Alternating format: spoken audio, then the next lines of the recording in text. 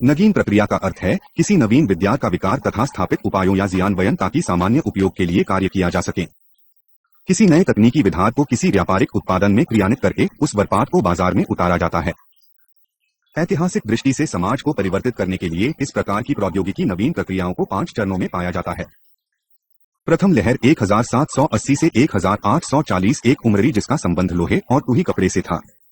दूसरी लाट जिसकी काल सीमा है 1840 से 1890 में कोयला, भाप के इंजन, मशीनी औजारों और रेलवे सोहे का विस्तार हुआ। तृतीय चरण में 1890 से 1940 तक इस्पात, बिजली, इंजीनियरिंग, रसायन तथा रेलवे इस्पात का विकास हुआ।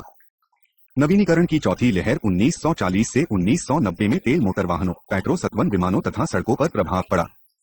किंतु क्षतिग्रस्त होते पर्यावरण के प्रति विश्व समुदाय की बढ़ती जागरूकता के चलते इस बात की खोज आंख हो गई है कि ऐसी प्रौद्योगिकी विकसित की जाए जो रातक हो तथा विकास के साथ जिसका मैटर ही। 1990 तो दशक से हम प्रौद्योगिकी की नाचवी लहर अनुभव कर रहे हैं जिसमें माइक्रोइलेक्ट्रॉनिक्स, सूचना प्रौद्योगिकी, दूरसंवाद व्यवस्था, जैव प्रौद्योगिकी तथा पारिस्थितिकी अनुकूल कच्चे माल शामिल हैं। नवीन प्रक्रिया का उद्देश्य जीवन की गुणवत्ता या जीवन स्तर में सुधार करना है।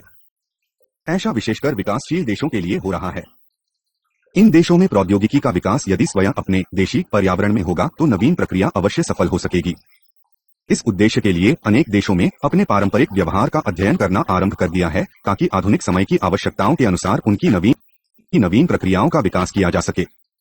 यह नए प्रक्रियात्मक व्यवहार, इनोवेटिव प्रैक्टिसेस न केवल सक्षील पर्यावरण के अनुकूल होंगे बल्कि ग्रामीण युवकों के लिए रोजगार के नए अवसर भी जुटा सकेंगे ताकि जीवन स्तर में सुधार हो सके। 15.2 नवीन प्रक्रिया और उद्योग। औद्योगिक देशों में विकास उच्च स्तरीय उत्पादकता पर निर्भर होता है जो स्वयं प्रौद्योगिकी पर निर्भर है। निर्माण प्रौद्योगिकी को अंग्रेजी साशा के पौष एम का संगम कहा जाता है। देखिए इकाई 14। औद्योगिक प्रौद्योगिकियों में मशीन एम की जा स्तरीय निवेश होता है, भौतिक वस्तुएं तथा जनशक्ति, मटेरियल्स एंड मैनकर दूसरे पी एम डॉट के रूप में तथा पूंजी निवेश, कैपिटल इन्वेस्टमेंट तथा धन मनी एम होता है। प्रबंधन व्यवस्था, मैनेजमेंट सिस्टम तथा एम पारसी चालीय होती है जिसमें श्रमिकों की भागीदारी अलग अलग होती है। उत्पादित वस्तुओं की बाजार मार्केट एम की प्रायः अंतर्राष्ट्रीय बाजार की आवश्यकता होती है। इसके विपरीत विकासशील प्रकार का आर्टिसनल सुबलतम प्रौद्योगिकी पर निर्भर होते हैं। इस प्रौद्योगिकी में साधारण उपकरणों, स्थानीय कच्चे माल, न्यूनतम पूंजी निर्देश और छोटे स्थानीय बाजारों का उपयोग किया जाता है। प्रबंधन परिवार के सदस्यों के द्वारा किया जाता है और जनशक्ति में बहुधा परिवार के सदस्य ही होते हैं। पारंपरिक देशी प्रौद्योगिकियों के पास तकनीकी ज्ञान एम, भौतिक संसाधन एम और अन्य एम सीमित होते हैं। उनके श्रीमंत बाजार एम में से बिकते हैं। पारस्परिक प्रौद्योगिकी पादन क्रिया को विनिवरी में गयपन की आवश्यकता है। जैव विविधता में अभिवृद्धि के नियोग मात्र या सामाजिक एवं सांस्कृतिक विविधता की अभिवृद्धि को कोपेनहेगन घोषणापत्र पश्चात औद्योगिक निर्माण की प्राप्ति नामकीय एवं नियमित उत्पादों तथा प्रक्रियाओं से हटकर 7 पूर्ण रूपेण होलिस्टिक तथा शिचिति प्रक्रियाओं की औप हो ही है। इस अवधारणा का आधार संबद्ध देशों की सांस्कृतिक विविधता में होता है। आवश्यकता इस बात की है कि विज्ञान और प्रौद्योगिकी के आधुनिक अभिजातवर्गीय एलीट और देशी कलात्मक स्तरों में सामंजस्य हो ताकि विशेषकर विकासशील देशों में सतत विकास संभव हो सके। अब यह माना जा रहा है कि ग्रामीण व्यवस्था में लघु और कुटीर उद्योगों का गांधीवादी उपागम ग्रामीण सतत विकास का महत्वपूर्ण बना ही सकता है। गांधी जी ने भारतीय वैज्ञानिकों से कहा था कि वे शोध करके भारत के विकास की समस्याओं का समाधान गांव के मानवीय और भौतिक संसाधनों में ही तलाश करें, जैसे जैव प्रौद्योगिकी, सूचना एवं संचार प्रौद्योगिकी तथा भौतिक विज्ञान जैसी नवीन प्रौद्योगिकियों द्वारा विकसित नए कच्चे माल के फलस्वरूप एक ऐसी नई लघु उद्योग रणनीति को विकसित किया जा रहा है जो ग्रामीण औद्योगिकरण के नए अवसर उपलब्ध कर सके। कलात्मक एवं औद्योगिक उत्पादन प्रौद्योगिकियों के साझे पागम से मध्य प्रक्रियात्मक प्रौद्योगिकियों का जिक्वरा हो सकेगा। देखें नीचे दी गई तालिका। भारत में गुणम प्रक्रियात्मक नियंत्रण व्यवस्था पर आधारित नव्य प्रक्रियात्मक प्रौद्योगिकी का उपयोग अनेक क्षेत्रों में हो रहा है। उनमें से कुछ हैं चमक उद्योग, फल प्रसंस्करण उद्योग, मिट्टी, सेरेमिक और तांबे इत्यादि चालुओं से बने बर्तनों के उद्योग। उदाहरण के लिए हिमाचल प्रदेश में फल उगाने वालों ने माय प्रक्रियात्मक उपाय अपनाकर फल और सब्जियों के प्रोसेसिंग प्रसंस्करण उद्योग विकसित किए हैं। इस उद्योग में वे कम लागत वाले उपकरण उपयोग में लाते हैं जिन्हें अकुशल कर्मचारी भी इस्तेमाल कर सकते हैं तथा जिन मलबे वेस्टेज की मात्रा कम की जा सके। प्रसंस्करण कारखाने न्यूनतम ऊर्जा की खपत करते हैं क्योंकि वे फलों और सब्जियों को काटने और पीसने के लिए मानव श्रम का उपयोग करते हैं। प्रायः प्रसंस्करण संयंत्र प्रोसेसिंग प्लांट्स उन्हीं क्षेत्रों में स्थापित होते हैं जहां फल और सब्जियों की चमच होती है। इसलिए कच्चे माल के जाने से ऊर्जा के उपभोग तथा इससे संबंधित प्रदूषण को कम से कम स्तर पर सीमित किया जा सकता है। इसके फलस्वरूप स्थानीय लोगों का शहरों की ओर पलायन भी कम हो जाता है। सरकारी और गैर सरकारी संस्थाओं द्वारा अनेक नए कदम उठाए गए हैं ताकि ऐसे नव्य प्रक्रियात्मक कार्यक्रम अपनाए जा सकें जो कि विज्ञान और प्रौद्योगिकी संगठनों का ग्रामीण और शहरी क्षेत्रों में समुदायों के साथ समाज खी सके। गैर सरकारी संगठन अनेक क्षेत्रों में कार्य करते हैं, जैसे कि शिक्षा, स्वास्थ्य, पर्यावरण, महिला सशक्तिकरण से लेकर उपयुक्त प्रौद्योगिकी समाधानों तक। बंगलौर के विरुवात भारतीय विज्ञान संस्थान इंडियन इंस्टीट्यूट ऑफ साइंस ने ग्रामीण क्षेत्रों में विज्ञान और प्रौद्योगिकी लागू करने के लिए एक केंद्र की स्थापना की है। इस केंद्र ने अनेक परियोजनाओं को आरंभ किया है। इनमें प्रमुख हैं कम लागत वाली इमारतें, कम ईंधन वाले स्टोव तथा फसलों को सुखाने वाले संयंत्र, जल शुद्धिकरण, पुनरुपयोग की ऊर्जा इत्यादि। इन सब में सबसे महत्वपूर्ण है वर्षा जल संग्रह, रेन वाटर हार्वेस्टिंग प्रौद्योगिकी। भारत सरकार के वैज्ञानिक संगठनों जैसे विज्ञान एवं प्रौद्योगिकी विभाग और जैव प्रौद्योगिकी विभाग ने भी ग्रामीण विकास के लिए संगठनों और संस्थाओं को आर्थिक सहायता देने के लिए कार्यक्रम आरंभ किए हैं। वैज्ञानिक एवं औद्योगिक अनुसंधान परिषद CSIR ने अनेक प्रौद्योगिकियों विकसित की है जो रोजगार के अवसर जुटाने और जीवन स्तर सुधारने में सक्षम है। कुछ प्रौद्योगिकियों फसल काटने के बाद की स्थिति से संबद्ध है, कुछ का संबंध फसल बोने और औषधि निर्माण पौधों से है, कुछ खास प्रौद्योगिकियों हैं, तो कुछ अन्य का संबंध जल, स्वास्थ्य, सफाई, कम लागत तले आवास निर्माण, चमका पशुमल मूत्र के उपयोग से है। कुछ अन्य प्रौद्योगिकियों ग्रामीण कलाकारों के कौशल की अभिवृद्धि से संबद्ध हैं, तथा कुछ का कार्यक्षेत्र लघु उद्योग है। प्रौद्योगिकी की अभिजन, एलीट और पारंपरिक देशी धाराओं को सरकार के उच्चतम स्तर पर जोड़ने की आवश्यकता की अब स्वीकार किया गया है। इसके परिणामस्वरूप प्रौद्योगिकी मिशन स्थापित किए गए हैं तथा हाल ही में राष्ट्रीय नवीन प्रक्रिया foundation, national innovation foundation NIF स्थापित किया गया है। प्रौद्योगिकी मिशनों के दायरे में विभिन्न एजेंसियों, जनसाधारण और वैज्ञानिक आते हैं जो अनुसंधान एवं विकास से लेकर परिणाम तक पर मिलकर कार्य करते हैं। ग्रामीण क्षेत्रों को लिए प्रौद्योगिकी मिशन स्थापित किए गए। राष्ट्रीय महीन प्रक्रिया पाचकेशन गैर सरकारी संगठनों तथा उच्चकोटि की प्रयोगशालाओं के साथ मिलकर कार्य करता है। यह कागजात, दस्तावेज तैयार करने, सूचना प्रौद्योगिकी, सूचना प्रसार, डिसेमिनेशन से लेकर उपाय विकास, व्यापार विकास, लघु उद्यम प्रबंधन एवं बौद्धिक संपत्ति अधिकार तक सभी कार्यों में समन्वय स्थापित करते हैं। नवीस प्रक्रिया फाउंडेशन के अध्यक्ष डॉ. मालकर अनुसार इस संगठन की स्थापना उस 94% जनता की ओर ध्यान देने के लिए की गई है जिस पर अभी तक कोई ध्यान नाम दिया गया था। इनमें दस्तकार्यकृत बेकार अशिक्षित था युवक युवतियों शामिल है। अपनी सफलता और उत्तरजीविता के लिए यह नवीन प्रक्रियाएं चुनौती इस बात की है कि आधुनिक विकास से प्रभावित प्रतिशत को इन 94% से नवीन प्रक्रिया के द्वारा किस प्रकार जोड़ जाए। 15.3 पुनर्चक्रण और पुनरुपयोग।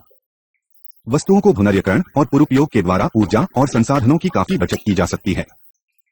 कागज, शीशे के टुकड़ों, एल्युमिनियम नामक सफेद धातु, इस्पात के डिब्बों इत्यादि का पुनर्चक्रण काफी प्रचलित है। अन्य पदार्थों के पुनरुपयोग और नई तकनीकों से तार की रीलों, उपभोक्ताओं को उपयोग के प्लास्टिक, घर का फालतू पेट तथा मोटर वाहनों का उपयोग किया हुआ बेकार तेल इत्यादि का क्रियान्वयन किया जाता है। नीचे की तालिका में कुछ वस्तुओं के पुनर्चक्रण और पुनरुपयोग के उदाहरण प्रस्तुत किए गए हैं। 15.4 कृषि और वानिकी में नव्य प्रक्रियात्मक व्यवहार। एशियाई देशों की अर्थव्यवस्थाएं मुख्य रूप से कृषि आधारित है। इन अवस्थाओं के विकास के लिए आवश्यक है कि कृषि के क्षेत्र में नवीन प्रक्रिया अपनाई जाए। फसल संबंधी सुधारों के फलस्वरूप जो हरित क्रांति हुई उसने माता जैसे देशों को खाद्य पदार्थों के क्षेत्र में आत्मनिर्भर बना दिया। कृषि वानिकी, फॉरेस्ट्री तथा जातीय वानिकी जैसी पारंपरिक व्यवस्थाओं को एशिया के देशों, द्वीपीय राष्ट्रों और अफ्रीकी समुदायों में सदियों से व्यवहार में लाया जाता सा है तथा उनके कारण जैव विविधता के संरक्षण के लिए इस व्यवहार ने सतत व्यवस्था के रूप में कार्य किया। सतत विकास के लिए आज के पर्यावरण में स्थानीय ज्ञान को खोजकर उसका उपयोग करना होगा। 15 अप्रैल 2001 जैव प्रौद्योगिकी एवं कृषि पद्धति कृषि नीतियों अपनाकर भारत और बांग्लादेश जैसे दक्षिण एशियाई देश खाद्य पदार्थों के मामले में आत्मनिर्भर हो गए। कृषि योग्य भूमि के सतत उपयोग के लिए जो उपाय किए गए उनमें प्रमुख वे फसलों की अदला-बदली, क्रॉप रोटेशन, मिश्रित खेती, ऐसा एकीकृत कीटाणु प्रबंधन जिसमें कीटाणुनाशक दवाइयों का न्यूनतम उपयोग करना पड़े, जैव उर्वरक का अधिकाधिक उपयोग, सिंचाई के उचित उपाय तथा ऊंची फसल जगाने वाली किनें इत्यादि। कृषि के विकास में जैव प्रौद्योगिकी की भूमिका अति महत्वपूर्ण रही है। अधिक उपज वाले प्रकार में गेहूं, चावल, दालें, जान, बाजरा, सब्जियों और फल की सोती से उपज की मात्रा बहुत बढ़ी है और भूमि पर दबाव घटा है। वैज्ञानिक समुदाय अनेक नवीन प्रकार की फसलों का अनुसंधान कर रहा है, जैसे मूल रूप से संशोधित कपास, जेनेटिकली मॉडिफाइड बीटी, कॉटन और अधिक देर तक संभाले जा सकने वाले हाई शेल्फ लाइफ टमाटर पौधों से कीको बनाने के लिए भी प्रयोग किए जा रहे हैं। कृषि के पशुपालन, मुर्गी पालन जैसे अन्य क्षेत्र को भी जीव प्रौद्योगिकी को द्वारा सुधारी गई फसलों से लाभ हो रहा है। 15 अप्रैल 2002 कृषि वानिकी। कृषि वानिकी, एग्रोफॉरेस्ट्री या सामाजिक वानिकी एक ऐसी प्रणाली है जिसमें पेड़ी और कृषि की पारालों को साथ साथ उगाया जाता है। यह कोई नई प्रक्रिया नहीं है, बल्कि इसका चलन विश्वभर में सदियों से है। इसे वृक्ष आधारित एकीकृत मनी उपयोग कहा जाता है। इसमें पृथ्वी, आसियो, अंगूर की जहां भी, ताड़ और बांस के साथ साथ कृषि बालीगरियों से संबंधित उपज तथा अभ्या पशुपालन सबकी व्यक्वा भूमि की एक ही इकाई की जाती है। इसे मोजनाद्य पदार्थों, ईंधन बारे और निर्माण की वस्तुओं की आवश्यकता के उपयोग से उत्पादन की क्षमता अधिकतम स्तर पर की जाती है। भारत में बहुदेशीय वृक्षों की बहुखेती की सीमाओं के साथ साथ चावला, प्यार और मसूर के खेतों अंदर भी लगाया जा सकता है। इस प्रकार गाए जाने ने यूथों में प्रमुत्र पला, बबूल, अर्जुन, काला जीर, सफेद जीरा, बोर, नीम, नारियल इत्यादि की पचवन निम्नलिखित नाम को लिए किया जाता है। यह वृक्ष ऊसरी सतह की मिट्टी को धूल और पानी से नष्ट होने से बचाकर उसको विक्षत होने से रोकते हैं, नदियों की ओर उर्वरक ले जाने वाले प्रवाह को रोकते हैं। इस प्रकार जल प्रदूषण का स्तर कम किया जा रहा है। युका तेज हरामा पर अंकुश लगाकर जान या गेहूं जैसी फसल को धरती पर गिरने से रोककर खाद्यान्नों के उत्पादन को कम नहीं होने देते। वृक्षों से गिरले बाली पत्तियों से खेती को हरी खाद प्राप्त होती रहती है और वे खेत के कुछ पशुओं यो धारे वो रूस में उपयोग में आ जाती है। वृक्ष जब छोटे होते हैं तब भी औसतन किसानों को 4 क्विंटल प्रति वृक्ष प्रति वर्ष लकड़ी मिलती है। इसका उपयोग मौजन बनाने की, चूल्हों की लकड़ी के रूप में या फिर खेत की बाय फेंसिंग बनाने की सामग्री के रूप में किया जाता है। जब वृक्ष कड़े हो जाते हैं, विशेषकर 10 वर्ष से अधिक हो जाते हैं, तब प्रति वृक्ष प्रति वर्ष 4 से 5 क्विंटल तक मजबूत लकड़ी मिल जाती है, जिसका उपयोग कृषि उपकरण बनाने के लिए व निर्माण कार्य के लिए किया जा सकता है। फसल के काटने के समय तक ईंधन उपयोगी लकड़ी की मात्रा 50 से 200 क्विंटल तक उपलब्ध हो जाती है, जी प्रति एकड़ 2 से 4 क्यूबिक मीटर CMT तक पहुंच जाती है। भारत में अब कृषि वानिकी ने अपनी अलग पहचान बना ली है। ऊपर वर्णित लाभों के अतिरिक्त कृषि वानिकी उष्णकटिबंधीय वन संसाधनी के रखरखाव में भी सहायक होती है। यह व्यवस्था उस भूमि का सतत उपयोग सुनिश्चित कराती है और जुताई के लिए पहले से प्रयोग में लाई जा रही है। इस प्रकार जनों को काटकर खेती योग्य बनाने की आवश्यकता नहीं होती। इस प्रकार के कृषि व्यवहार से प्राकृतिक वनों पर दबाव काफी हद तक कम हो जाता है। कृषि वानिकी बेकार पड़ी भूमि पर काटे हुए बनी को पुनः उपयोगी बनाने में भी सहायक होती है। 15 अप्रैल 2003 जातीय वानिकी एथनोफॉरेस्ट्री उस प्रक्रिया को कहते हैं जिसमें स्थानीय लोग या जनजातीय लोग अपने पारंपरिक उपायों और लोक विश्वासों से वनों की स्थापना, उनका संकाय, प्रबंधन और उपयोग करते हैं। इसका संबंध किसी क्षेत्र विशेष से होता है और यह उम्र पर्यावरण के अनुकूल सी होता है। इन्हों स्थानीय ज्ञान की आवश्यकता होती है ताकि वानिकी और जीविका को सत्पशील रखा जा सके। स्थानीय ज्ञान और आधुनिक शिक्षा का एकीकरण सतत विकास के लिए अनिवार्य हो सका है। पारंपरिक रूप से भारत में स्थानीय पेड़ पौधों, पहुओं, निवास स्थलों और जीवन हैती चकन और संसाधन की उपलब्धता का देशी छान एक पीढ़ी से अगली पीढ़ी को दे दिया जाता था। स्थानीय पूर्व जनजातीय समुदाय संसाधनों के उपयोग को नियमित करते थे। इसके लिए ये प्रवेश सीमित क्षयक तथा धार्मिक विश्वासों, रीति रिवाजों और सामाजिक परिपाटियों का आश्रय लेते थे। इन बंधनों कसे जैव विविधता के संरक्षण में निश्चित भय से सहाव्या मित्री कृषि व्यवस्था कर प्रबंधन पवित्र उम्बनों, पवित्र तालाबों, पवित्र बनों और पवित्र नदियों के माध्यम से किया जाता था। अरावली, सतपुड़ा, हिमालय और शिवालिक पर्वतमालाओं की सुखा इसी प्रकार की जाती थी। पौधों की व्यक्तिगत विन्मों का संखान होता था। यह कार्य पीपल, तुलसी, आम, बेल इत्यादि पवित्र पेड़ पौधों के द्वारा किया जाता था। एक पवित्र मृगाह भारत में जनसाधारण का विश्वास है कि वृक्ष विभिन्न देवी देवताओं के प्रतिबिंब है तथा उनका धार्मिक महत्व है। उनकी पूजा अर्चना की जाती है क्योंकि वे ग्रामीण देवी देवताओं के प्रतीक माने जाते हैं। स्थानीय लोग इन वृक्षों को न कभी हानि पहुंचाते हैं और न ही काटते हैं। उदाहरण के लिए अलवर, राजस्थान में जोहार पवित्र तालाब अपने चारों और बांध के साथ साथ पीपल वो वृक्षों को सहारा देते हैं क्योंकि ग्रामीण समुदाय इनकी रक्षा करता है। ये छोटी छोटी टहनियों को ईंधन के रूप में प्रयोग अवश्य विकल्या जाता है और पक्षियों चारे के रूप में प्रयुक्ता होती है। तालाब के जान को पीने, नहाने और सिंचाई के लिए उपयोग में लाया जाता है। पवित्र उपवन कुंज यह जातीय वानिकी के संरक्षण के सबसे महत्वपूर्ण रूप हैं। ये एलिया और अफ्रीका के अनोश भागों में पाए जाते हैं। वे बहुधा ग्रामों में मंदिरों के निकट पाए जाते हैं। पवित्र बमों को तब तक नहीं काटा जाता जब तक की आवश्यकता धार्मिक भवनों की मखमत जैत्री विशेष कार्यों के लिए नहीं। आरंभ में पवित्र उपवनी का उद्देश्य प्राकृतिक वनों की रक्षा करना होता था। विशेष पारिस्थितिकी दशा में वह पौधों और पशुओं की सुरक्षा करते थे। इन कुंजों का उपवनों का अत्यंत आर्थिक महत्व होता है क्योंकि उनमें अनेक औषधि उपयोगी जड़ी बूटियों तथा अन्य लकड़ी के अतिरिक्त वन उत्पाद नॉन टिम्बर फॉरेस्ट प्रोड्यूस जैनरी शहद, पेड़ों का दूर और बराल रेजिन्स पाए जाते हैं। कुछ चंबनों से सिंचाई के लिए जल की आपूर्ति भी की जाती है। इसी जल को पीने और नहाने के काम भी लाया जाता है।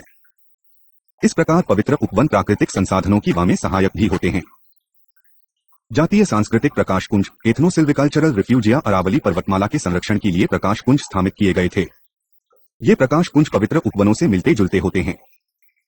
मूलतः से उनका उपयोग पेड़ पौधों के रोपने के स्थान के रूप में किया जाता है, जहां छोटे पौधे उगाकर स्थानीय समुदायों द्वारा आरोपण बोलिए से पाए जाते हैं। यहाँ किन पौधों को उगाया जाता है, उनकी प्रकृति बहुउद्देशीय होती है। इनमें कुछ प्रमुख हैं: महुआ, आम, खजूर, इमली, भीम और जामुन। इन प्रकाश पुंजों का निम्नलिखित उद्देश्यों के लिए उपयोग किया जाता है कि लकड़ी के अतिरिक्त अन्य वन उत्पादों और लोगों की जीविका बोलिए आवश्यक वस्तुओं की आपूर्ति। ख, कीटाणुनाशक पक्षियों और जंगली पशुओं के पोसलों और आवासीय स्थलों की उपलब्धि। एक, विशिष्ट जातियों की क्याजी की मधुमक्खियों को प्रो के स्थान की उपलब्धि करवाए। प, श्रीपनी के बगीचों का विकास जहां जातीय सांस्कृतिक विशिष्ट जातियों की व्यवस्था। हरे, अनिवार्य दिवसीय प्रक्रियाओं। 15.5 सामुदायिक भागीदारी। नए विचारों, न्याय प्रक्रियात्मक विचारों की खोज। क्या सीमा विकास आधार पर उनके किचान्यान के लिए जनसाधारण की सशक्त जोगीदारी की आवश्यकता है। इस देश के लिए अनेक छोटे और मध्यम उद्योगों और उद्यमी की स्थापना हुई है। इनकी स्थापना के पीछे नदीन विचार थे, जैसे कि औद्योगिक झुरमुटों की स्थापना तथा समरकारिता का जल विधाना। स्थानीयता वर्ण में सततशील हो सकते हैं। 15 मई 2001 झुरमुट गुच्छ। झुरमुट चुनते या गुच्छ ऐसी व्यवस्था है जिसमें सूचना के आदान प्रदान और लोगों के द्वारा संसाधनों का भाग प्राप्त करने का प्रबंध होता है। यह मुख्य रूप से परिवार आधारित इकाई होती है जिसमें पारंपरिक कला का प्रयोग किया जाता है। इसका रुझान बाजार व्यवस्था की ओर होता है और यह घरेलू कर्मियों के पुश्तैनी कौशल का उपयोग करता है।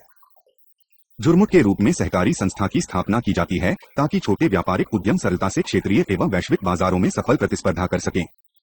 ऐसा माना जाता है कि यह स्थानीय कौशल, प्रौद्योगिकी और विकारा के लिए आवश्यक क्षमता की स्तर की उठा सकते हैं। इस अवधारणा का जन्म इटली में 1970 के आसपास न था तथा भाषा में इसका आगमन 1996 में हुआ।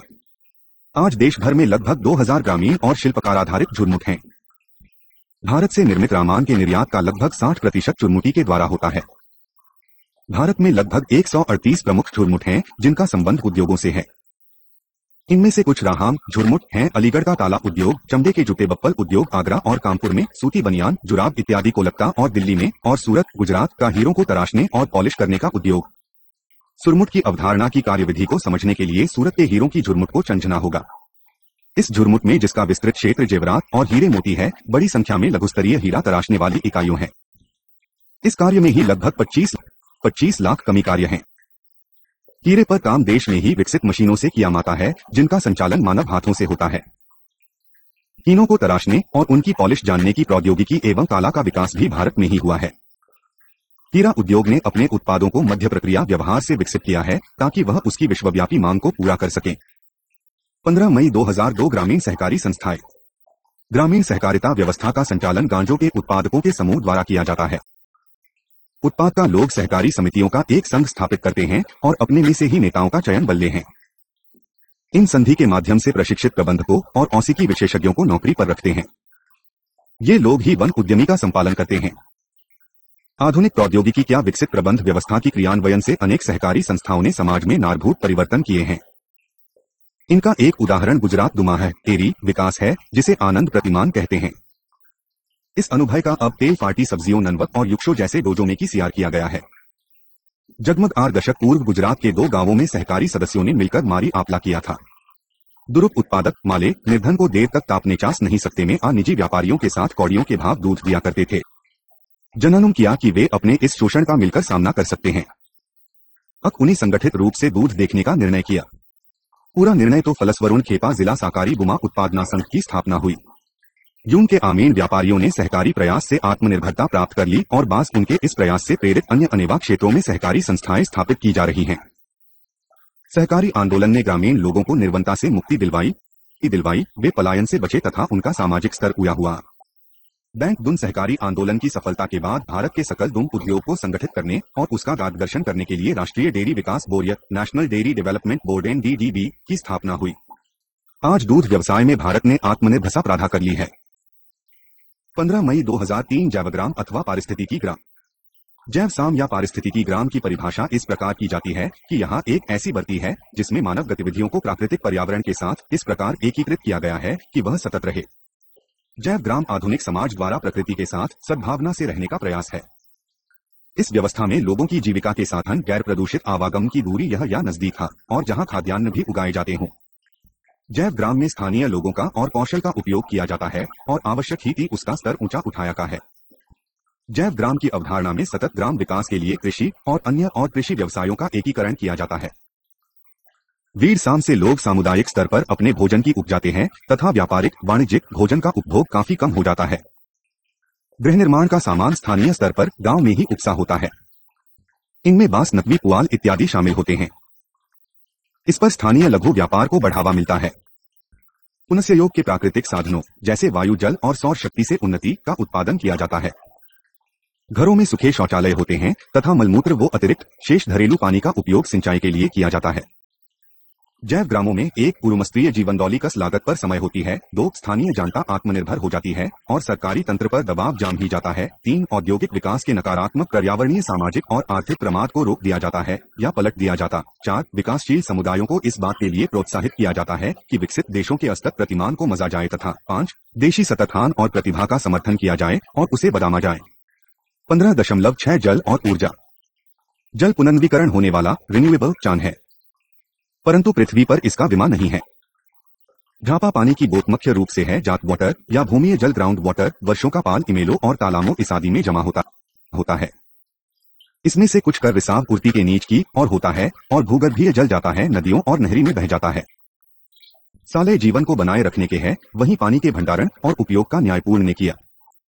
15 जून 2001 वर्षा जल संग्रह। साधा में अनेक निजी प्रक्रिया है। सबकी उल्लेखनीय कार्य डावधी माइक संगठन के द्वारा किया जा है, जिसे ग्रामीण क्षेत्रों में विद्वान और प्रौद्योगिकी की लागू करना, application of science and technology in rural areas ASTRA कहते हैं। जार अत्यंत महत्वपूर्ण संस्थान है। आठ एक ऐसे क्षेत्र का कमन किया गया जिसमें लगभग 700 मिलीमीटर वर्षा प्रति वर्ष होती थी और जिसमें लगभग 1000 परिवार सही अर्थात 10 ग्रामी का बचत किया गया। वर्षा के जल को एक ताब्यान में जमा कर लिया जाता है और साधारण छलनी एंड फिल्टर से स्वच्छ कर लिया जाता है। साफ किए गए पानी की परती के नीचे पहुंचा दिया जाता है, जहां उसका भंडारण होता रहता है। इस प्रकार जमा किए गए पानी को पंपों से निकालकर आवश्यकता पड़ने पर सवाई के लिए उपयोग में लाया जाता है। 15 जून 2002 देशी जल खोज व्यवस्था। भारत के पार्वतीय ही जनजाति झरनों और प्रोटी नदियों के पानी का देशी व्यवस्था से प्रबंधन साह सजाकर सिंचाई के लिए उपयोग करते हैं। उत्तर पूर्वी राज्य मेघालय में यह प्रथा लगभग 200 वर्षों से प्रचलित है। बांस से बने पाप कर उपयोग किया जाता है।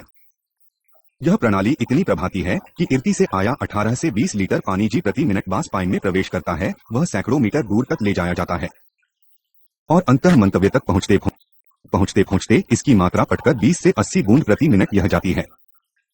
इस प्रणाली का उपयोग प्राय पान के पत्ती या काली मिर्च की फसल को सींचने के लिए किया जाता है। बांस पाइयों का सारखाव सहकारी संस्थाओं के कृषक सदस्यों द्वारा किया जाता है।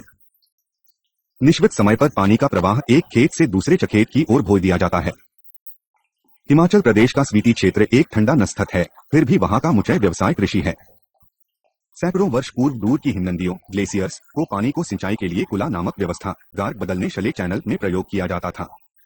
इस अनोखी व्यवस्था में विशेष प्रवाह मार्गों से पानी की हिमनदी से गांव की ओर ले जाया जाता है। कुछ पुल तो 10 किलोमीटर तक लंबे हैं और सदियों से बले आ रहे हैं। कुल के ऊपरी छोर पर हिमनदी के निकट पत्थर लगा दिए जाते हैं ताकि जानी रुक न पाए और न उसका रिसाव हो। ग्रामों में कुल को एक गोलाकार तालाब से जोड़ा जाता है ताकि पानी को सिंचाई के लिए नियमित किया जा सके। सभी ग्रामवासी सामूहिक रूप से फुल व्यवस्था में मानिकनी करते हैं। 15 जून 2003 ऊर्जा के वैकल्पिक स्रोत। बागों में सबसे अमित का प्रदूषण चलाने वाले हैं कोयला और पेट्रोल आधारित ईंधन तथा उससे होने वाला चतार्जन इस प्रकार की पतवार्जन कर कोत हैं मोटर वाहन उद्योग तथा घर जहां पाइन फोर्स वन से भोजन बना है। वायु प्रदूषण को कम करने के लिए को के भय सीटों की सीज की जा रही है। इस उद्देश्य से अनेक ऐसे सोती का अधिकाधिक उपयोग होता है जिनका कण और सुनोगी सकता है। ये सोत हैं और ऊनी जयाबा TUC सूर्य के प्रकाश से प्रोटोवोल्टेक सेल्स के द्वारा इसका सेयाप होती है, जिसका बैटरियों में माध्य कारण मीटर वाहनों से लेकर घर के काम के विभिन्न मंत्रों संवालन के लिए किया जा सकता है। वहां वह सूर्य का प्रकाश प्रतिबिंबित हो जाता है। इस प्रकार बोलिए किया करता है। दबाई गई प्राकृतिक CNG का उपयोग अब इसलिए किया जा रहा भी क्योंकि उसमें कार्बन की मात्रा कम और हाइड्रोजन अधिक है और जिन कहनों में इसका प्रयोग किया चलते होने वाला उत्सर्जन प्रदूषण रहित होता है। भारत में कुछ अन्य वैकल्पिक ईंधनों पर भी विचार हो रहा है जिनका उत्पादन घास, लकड़ी इत्यादि से होता है। भारत में जैव गैस पशुमल से बनाई जाती है। यह न केवल सोई में उपयोग की जाती है बल्कि इससे विद्युत निर्माण भी हो सकता है। विद्युत का उपयोग पश्य से की जाने वाली सिंचाई, घरों में रोशनी, पीने के पानी की उपलब्धि और अन्य कृषि कार्यों के लिए किया है। भारत के अनेक मार्गों में लकड़ी के बुराई सॉडस्ट का उपयोग भी खाना बनाने के लिए ईंधन को सब में किया जाता है।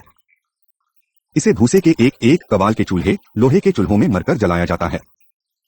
इसी प्रकार की कुछ अनासूर भी उपलब्ध होते हैं जिनका उपयोग ईंधन के तौर पर किया जा सकता है। इनमें से कुछ कटाई के बाद खेतों से गप किए जा सकते हैं, जैसे कि गन्ने के पत्ते, गेहूं, धान, कुछ पौधे जैसे लांजाना और कांग्रेस पास का कोई अन्य उपाधि नहीं है। उन्हें सुखाकर प्रत्याता परीक्षक से विद्युत निर्माण के काम में लाया जा सकता है। 15.7 सूचना एवं संचार प्रौद्योगिकी। दक्षिण एशिया की जनसंख्या के एक बड़े भाग की मुख्य धारा से अलग ही रहना पड़ता है क्योंकि संपर्क कनेक्टिविटी बहुत कम है। इसको कलरव ग्रामीण और अर्थशरी समाजों की ताजा जानकारी नहीं हो पाती। वे निर्धन और अल्पविकसित हैं। इस संदर्भ में सूचना और संवाद प्रौद्योगिकी, जिनमें दूरसंचार, कंप्यूटर और इंटरनेट शामिल हैं, इन सुदूर वो समुदायों को मुख्य धारा से जोड़ सकते हैं। यह सूचना और संचार प्रौद्योगिकी तथा साथ में रेडियो और टी संचार संपर्क को अवश्य गति प्रदान कर सकती है। यह प्रक्रिया एक तरफा नहीं हो सकती है। इस प्रक्रिया में ग्रामीण जनता मुख्य धारा से भागीदारी करके और अधिक ज्ञान की उत्पत्ति कर सकती है। भारत के अनेक राज्यों ने नार प्रक्रियात्मक व्यवस्था से अनेक सतत उपक्रम पहल किए हैं। इसका उद्देश्य किसानों और शिल्पकारों को प्रशासन, कृषि विशेषज्ञों और डॉक्टरों के साथ संबद्ध करना है। आंध्र प्रदेश में कंप्यूटर की सहायता से पंजीकरण विभाग का प्रशासन बनाया जा रहा है। संपत्ति के क्रय विक्रय तथा हस्तांतरण संबंधी दस्तावेज कंप्यूटर तैयार रिकॉर्ड संचित कर तैयार किए जाते हैं। पारंपरिक प्रक्रिया लंबी, खर्चीली और कष्टदायी थी। नई व्यवस्था जिससे कंप्यूटर की सहायता नो पंजीकरण विभाग का प्रशासन, computer aided administration of registration department card कहते हैं, पंजीकरण की प्रक्रिया में लगने वाला सब गया है। भूमि का पंजीकरण जी पहले 7 से 15 दिन लेता, अब कुछ घंटों में संपन्न हो जाता है। इससे प्रसिद्ध होकर अन्य विभागों में भी इसी प्रकार के दस्तावेज तैयार करने के लिए यथाय बढ़ा है। पुणे में एक अनोखा दूरौषधि टेलीमेडिसिन नेटवर्क आरंभ किया गया है, जिससे ग्रामीण समुदाय का चिकित्सा विशेषज्ञों से संपर्क हो संवाता है। इस नेटवर्क में पुणे जिला प्रशासन सामुदायिक उपक्रम का टाटा परिषद तथा डॉक्टर एनियरकम dranyvain.com द्वारा प्रोत्साहित करते हैं, जो जनता के स्वास्थ्य और साफ सफाई को सुनिश्चित करें। डॉक्टर एमी शेयर भीम एक व्यापारिक प्रतिष्ठान है जो ग्रामीण प्राथमिक वितरण केंद्रों में दिक उपाय कसखाता है और जिसमें कंप्यूटर के माध्यम से आनलाइन से देश भर के विभिन्न विहिपों के साथ संपर्क रखा जाता है। मरीजों की एमआरआई रिपोर्ट तथा अन्य जांच रिपोर्ट को प्रथा करके उन पर विशेषज्ञों की ऑनलाइन राख से ली जाती है। विशेषज्ञों का भुगतान दाता चिकित्सका समूह एक विशेष प्रक्रिया से सुनिश्चित करवाता है। कुशल यातायात और संचार व्यवस्था के अभाव में सूचना का प्रसार करना कठिन होता है। बाजारों की जानकारी पर्याप्त नहीं होती।